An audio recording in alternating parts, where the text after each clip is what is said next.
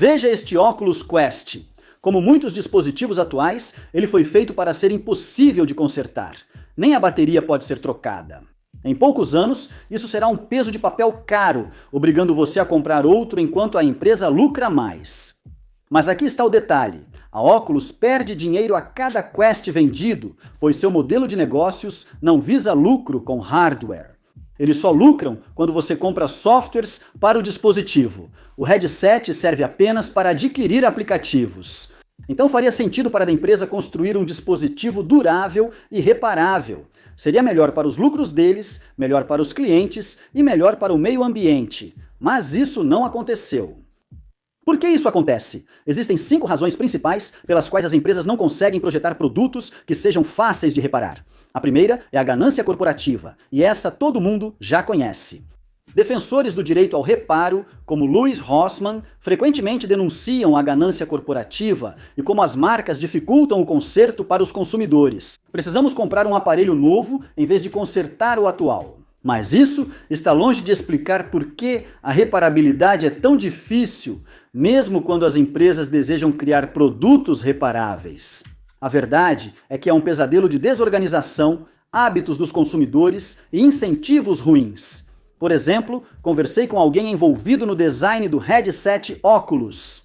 A equipe dele queria bateria substituível, o que seria melhor para a empresa e os clientes. Mas uma bateria substituível teria exigido várias rodadas de revisões com a equipe jurídica, e essa equipe já estava sobrecarregada com outros projetos. Então, a alta administração decidiu abandonar a ideia e focar em coisas mais fáceis. Isso é um exemplo clássico de disfunção corporativa. Se você já trabalhou em um escritório corporativo, já viu isso. Um projeto tem potencial, a solução está ali, mas não acontece. Geralmente, por política interna, incentivos conflitantes ou inércia empresarial. O pior é que ninguém admite que esse é um dos principais motivos para não se produzirem produtos reparáveis. Imagine se a Apple fizesse uma coletiva de imprensa dizendo: olha, o motivo pelo qual não priorizamos o direito ao reparo é porque nossa empresa é uma bagunça desorganizada. Steve, da Suprimentos, recebe bônus pela rapidez no lançamento de produtos, enquanto Curtis, do Jurídico, é promovido por atrasar o lançamento para reduzir riscos legais. Eles têm interesses opostos, se odeiam e com recursos limitados focamos no que gera mais lucro e evita processos. O direito ao reparo é complexo, talvez no próximo trimestre. Desculpa, pessoal. Eles não podem dizer isso, mas essa é a realidade de muitas empresas. A disfunção corporativa é grande barreira ao direito ao reparo. E se você souber o que procurar, dá para ver essa disfunção nos lançamentos de produtos. Meu Deus do céu! Teoria, do design e até nos sites deles. Vamos dar uma olhada no site da Lenovo. Hoje é possível comprar peças para laptops Lenovo, mas a experiência é péssima. Só encontrar o site certo já é difícil. Depois achei a busca de peças, mas navegar nela foi um pesadelo. Identificar o modelo do laptop demora muito, e mesmo após escolher o computador certo, ainda preciso do número de série exato da peça para substituição. Comprar ou descobrir compatibilidade era quase impossível. Não sei o que acontece nessas empresas, talvez estejam tentando resolver. Mas compare essa experiência com a de comprar um laptop novo no site deles. É simples, intuitivo e fácil gastar centenas ou milhares de dólares praticamente sem esforço. Então, é o seguinte: essas empresas não só negligenciam peças de reposição e bom serviço, mas o principal problema são os incentivos desalinhados causados pela estupidez corporativa. Quase toda grande empresa opera com indicadores-chave de desempenho ou KPIs. Os funcionários recebem promoções e bônus com base em como eles cumprem esses KPIs, que são projetados para alinhar com o que faz a empresa ganhar mais dinheiro. Para Lenovo, Dell e similares, isso significa vender laptops novos, não peças de reposição. Se peças e serviços de reparo dessem lucro para eles, consertar seria tão fácil quanto comprar um novo laptop. Agradeço ao Nirav Patel, CEO da Framework Laptops, por me mostrar isso. Sua empresa prioriza a reparabilidade, então ouviremos mais dele no vídeo. Veja, não é um plano maligno para sabotar a reparabilidade, mas sim incentivos corporativos ruins. E até que as empresas alinhem seus incentivos com a reparabilidade, experiências como essa vão continuar sendo a norma. Você pode estar pensando, por que o CEO não pode resolver isso? Afinal, ele é o chefão e deve ser capaz de tomar a decisão de priorizar a reparabilidade, certo? Errado. As empresas trabalham com planos de produto que se estendem por anos no futuro. Esses planos são profundamente arraigados. Quase todas as empresas seguem um modelo de lançamentos anuais de produtos. Elas exageram pequenas melhorias, tentando convencer o público de que são inovações revolucionárias para estimular a compra do modelo seguinte. Desviar desse plano pode destruir a empresa. Mesmo que quisesse mudar de rumo, seria preciso que CEO, conselho e principais acionistas aceitassem um novo modelo de negócios arriscado. O status quo continua, eles ficam presos em um sistema que impede esse tipo de inovação. É fácil imaginar reuniões sombrias de diretoria onde executivos tramam maneiras de prejudicar seus clientes. E claro, isso realmente acontece às vezes. Mas, na maioria das vezes, é apenas burocracia corporativa e incentivos ruins. É só a banalidade do mal. Mas a disfunção corporativa não é a única coisa que nos impede de ter produtos reparáveis. O verdadeiro problema não está só nas empresas, somos nós. As pessoas são obcecadas por novidades brilhantes. Tudo o que temos simboliza nosso status. Até a atratividade sexual depende do dispositivo que possuímos. De acordo com um estudo de 2017, feito pelo Match.com, ter um celular antigo diminuía suas chances de encontrar o amor.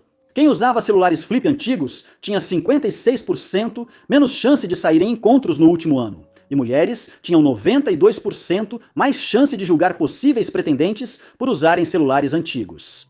Ter o produto mais novo está diretamente ligado a ser uma pessoa bem-sucedida e desejável.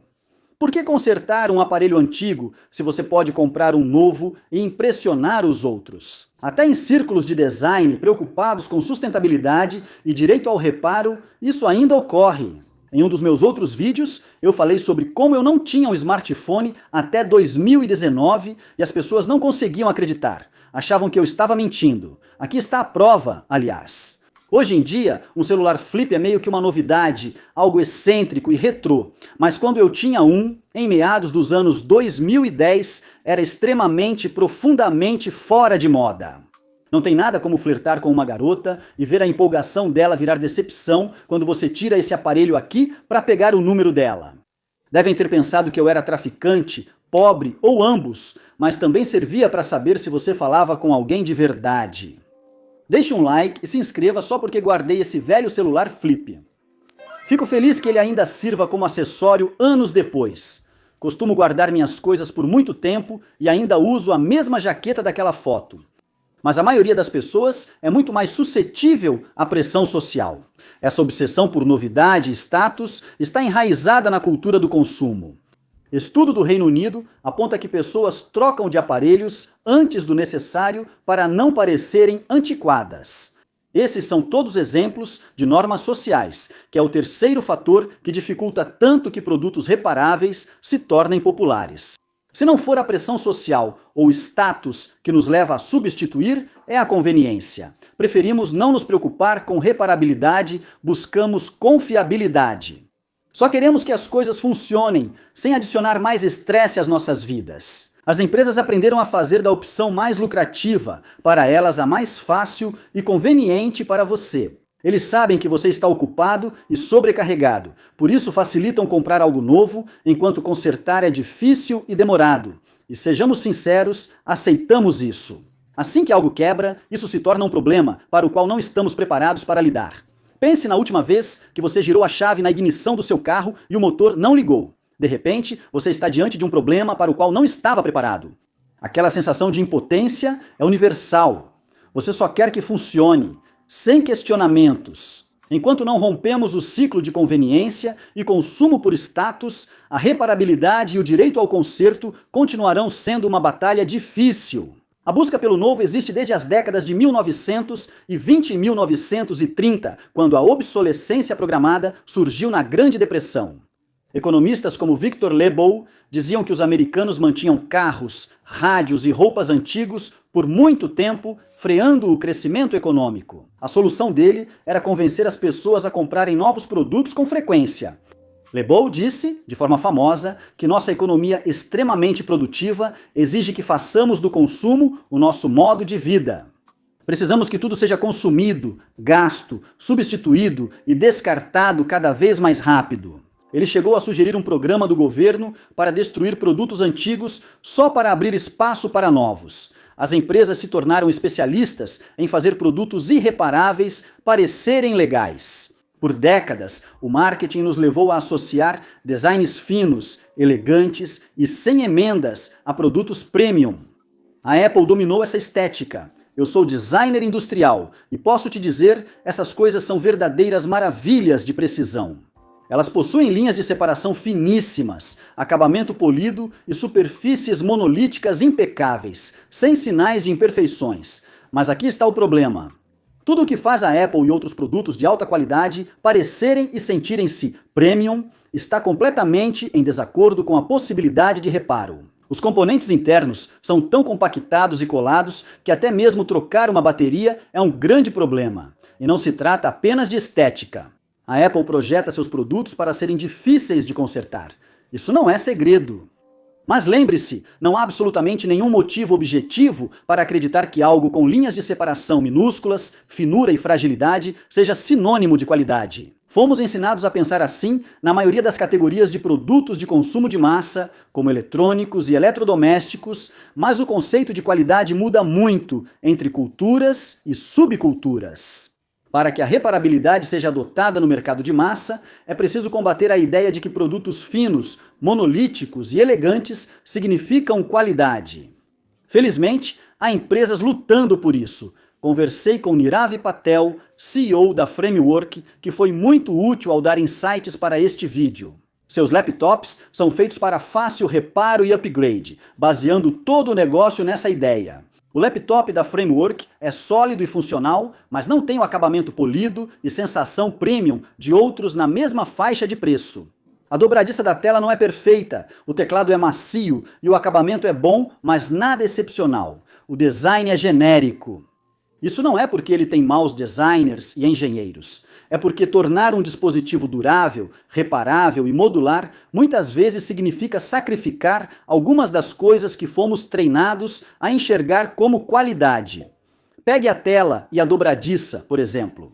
Para que ele pareça completamente sólido, pode ser necessário usar componentes colados ou rigidez mecânica extra, o que dificulta desmontar e consertar.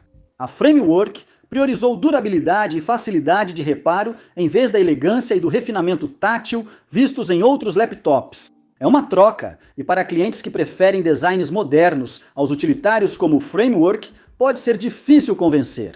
Mas se ambos quebrarem em 6 meses, o Framework mostrará seu valor. O problema é que a maioria só repara ou faz upgrade no laptop a cada alguns anos. Elas usam diariamente teclado, trackpad e tela, sentindo o acabamento do laptop sempre que o pegam. O laptop Framework exige que os clientes pensem no futuro, o que nem sempre é fácil, pois geralmente focamos no presente. Comparando um design moderno e polido com um mais utilitário e meio frágil, entende-se por que a Framework e outras empresas de dispositivos reparáveis enfrentam dificuldades. Produtos reparáveis são vistos como de menor qualidade. Aprendemos a valorizar o elegante, frágil e perfeito, não o durável e reparável. A Framework mostra que reparabilidade pode ser um modelo de negócio. Eles mostraram que é possível alinhar a reparabilidade com as necessidades dos clientes se você estiver disposto a desafiar a forma como as pessoas pensam sobre qualidade. E os produtos deles vão continuar melhorando com o tempo. E essa é a batalha difícil. Mudar não só como as empresas projetam produtos, mas também como nós, como clientes, pensamos sobre qualidade e valor. Não é impossível, mas exigirá mudança cultural. Agora, é claro, nem tudo é descartável. Existem muitos produtos que já são projetados para serem reparados desde o início. Impressoras 3D são um bom exemplo. A Creality Ender 3 Pro e várias impressoras. Prusa podem ser modificadas sem limites. Ambas as marcas são quase totalmente open source, servindo como plataforma básica para modificações e melhorias. Você pode ajustar hardware e software como quiser, com várias modificações de terceiros, como molas rígidas e engrenagens precisas para nivelar a mesa de impressão.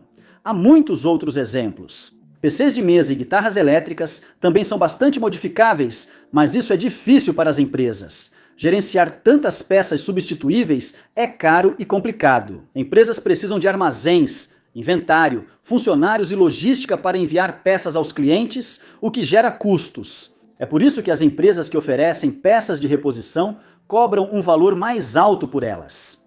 É a única forma de viabilizar o sistema, mas há maneiras de contornar isso. Por exemplo, não é preciso ter todas as peças de todos os modelos. Veja o que Nirav Patel, da Framework, disse sobre isso. Não precisamos estocar todos os módulos e peças já fabricados, apenas garantir peças compatíveis disponíveis. Desde que esse novo módulo seja compatível, digamos, com as placas-mãe da geração anterior, com os sistemas da geração anterior, então podemos descontinuar aquele módulo original ou daquela geração anterior. Câmeras e suas lentes são um exemplo notável de retrocompatibilidade. Existem lentes Leica dos anos 1930 que você pode encaixar em um corpo de câmera Leica moderno de hoje. Lentes Nikon F, mount dos anos 1960, podem ser usadas em muitos corpos de câmeras modernos com um adaptador. Então, por que algumas empresas de câmeras tornaram seus corpos compatíveis com lentes de quase 100 anos, enquanto outras abandonaram a compatibilidade reversa depois de apenas alguns anos? Isso ocorre porque lentes de fotógrafos sérios costumam valer milhares de dólares, geralmente mais que um corpo de câmera novo.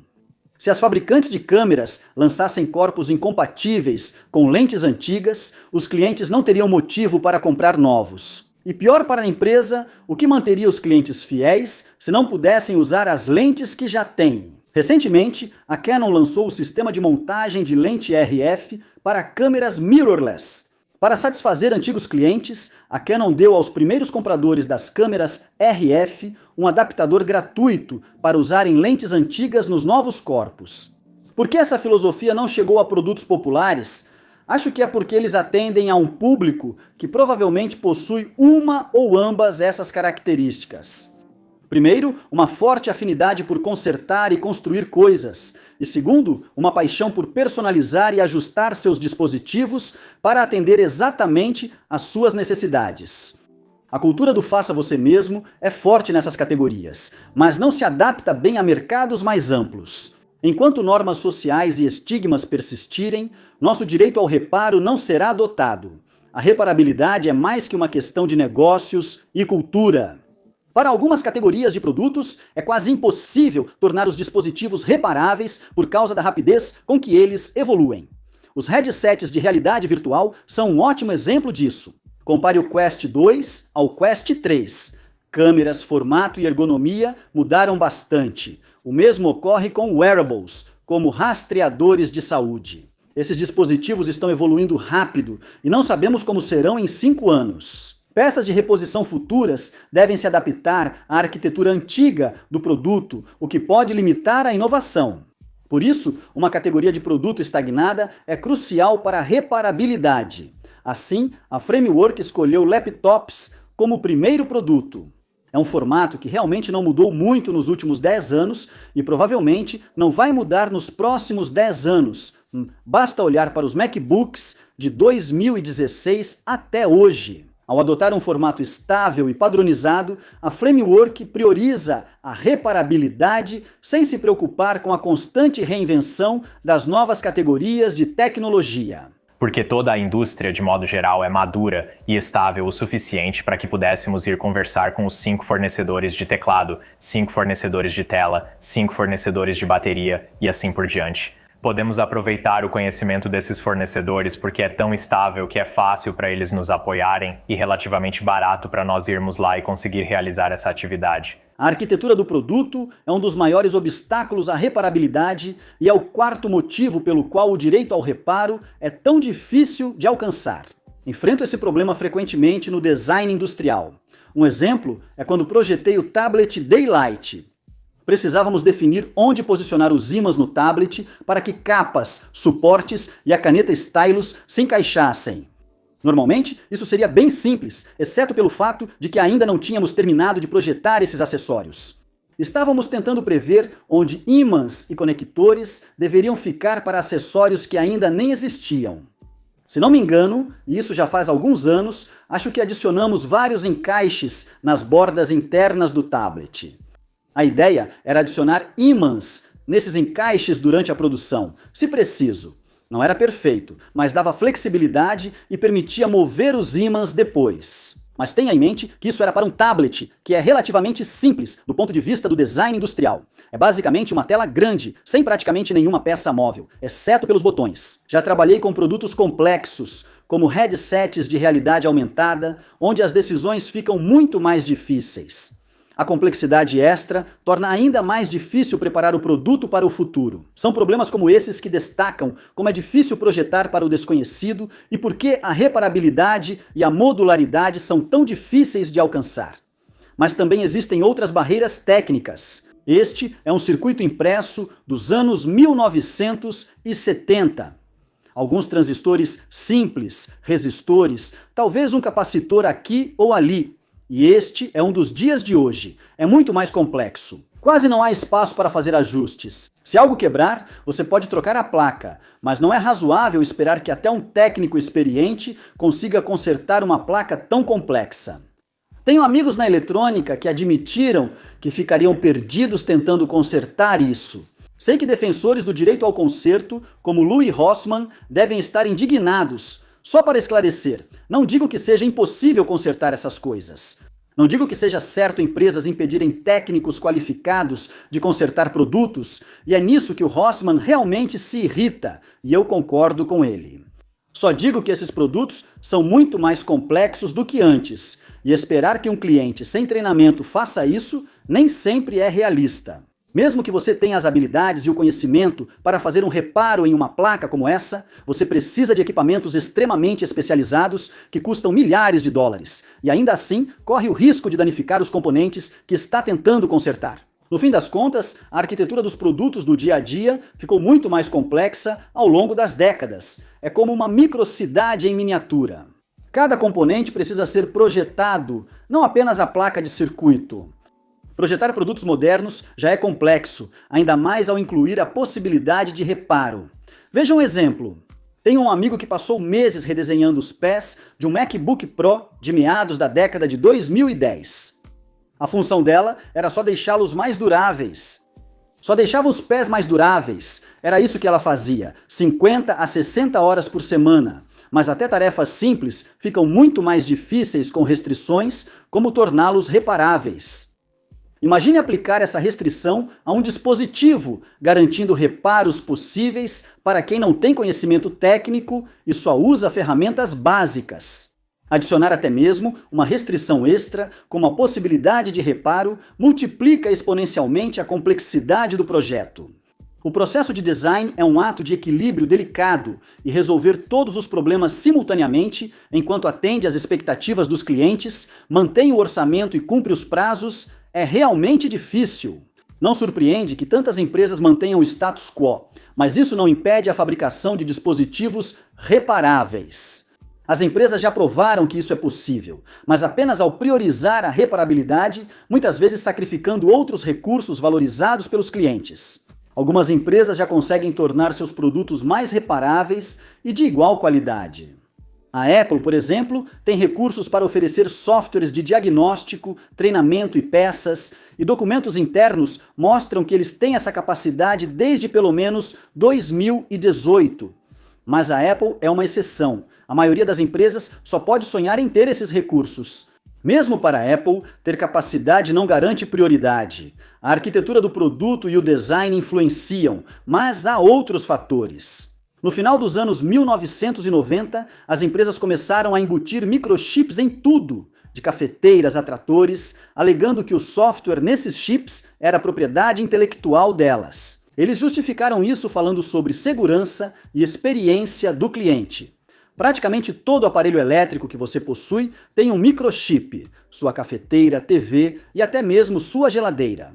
Esses chips estão em tudo, e se falham, geralmente é preciso trocar todo o bioproduto. Consertar o microchip pode ser tão complexo e caro que às vezes é mais barato trocar o produto inteiro. Em certos casos, reparar ou substituir só o chip faz sentido, mas há outro obstáculo: o software proprietário. Muitos chips usam firmwares criptografados e bloqueados, acessíveis apenas pelo fabricante. A Tesla, por exemplo, limita o acesso ao firmware para controlar quem pode reparar seus carros. A HP bloqueia cartuchos de terceiros com firmware e chip, alegando segurança. Não é verdade. Aqui está o motivo pelo qual eles conseguem fazer isso. A seção 1201 da Lei de Direitos Autorais do Milênio Digital, ou DMCA, torna ilegal burlar bloqueios de software, mesmo para fins de reparo. Essa lei foi criada para evitar pirataria, mas a seção 1201 acabou sendo usada por corporações para controlar quem pode consertar dispositivos. Assim, o reparo fica inacessível e os consumidores perdem o controle dos produtos que possuem. As empresas usam todas as brechas legais para maximizar seus lucros. Leis, como o Estatuto 1201, servem de desculpa para priorizarem o controle ao invés do reparo. A ganância corporativa motiva essas decisões, mas só ocorrem devido a legislações ruins. Ainda assim, há esperança. Defensores como Louis Rossmann, grupos como a iFixit e fazendeiros lutam pelo direito de reparar.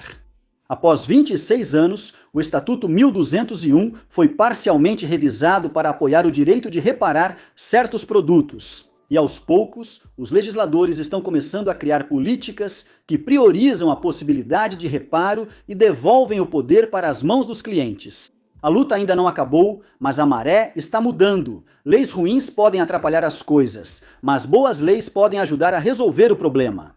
Só precisamos ter muito cuidado com a forma como as implementamos. Exemplo, ao comprar um produto novo, focamos nos recursos. Pensar em reparo antes da compra é como planejar um término no primeiro encontro. Isso pode mudar se informações sobre reparabilidade forem claras e disponíveis na compra.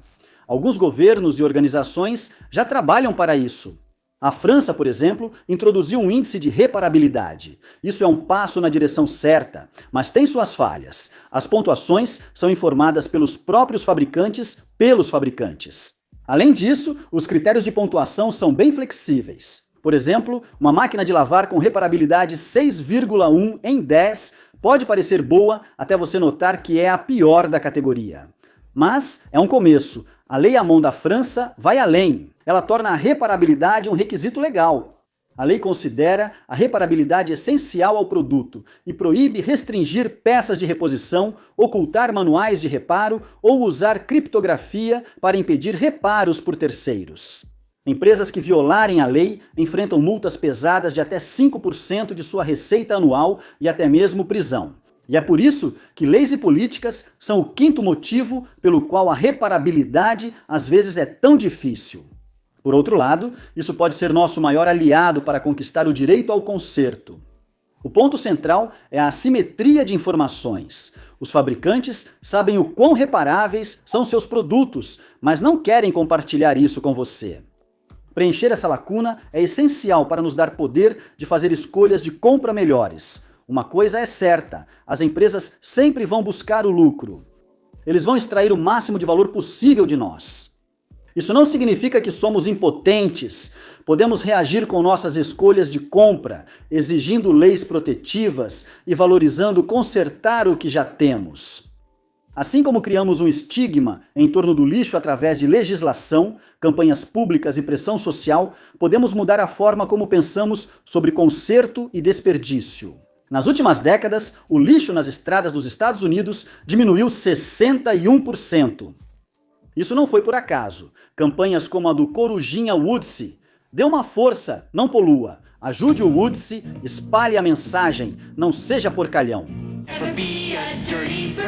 Leis que punem o descarte de lixo mudaram atitudes. Em 2012, pesquisa indicou que 59% dos americanos ficariam muito envergonhados se alguém que admiram os visse jogando lixo no chão. Imagine se descartar um produto em bom estado fosse tão vergonhoso quanto jogar lixo na rua. ou se ter algo usado e bem cuidado, como um celular arranhado ou um jeans remendado, fosse motivo de orgulho em vez de parecer algo barato. Ao consertarmos algo, também mudamos uma mentalidade, uma cultura e, com esperança, o futuro, para que o que valorizamos não custe ao planeta que compartilhamos. Agradeço muito a todos que ajudaram neste vídeo, em especial Nirav Patel, CEO da Framework.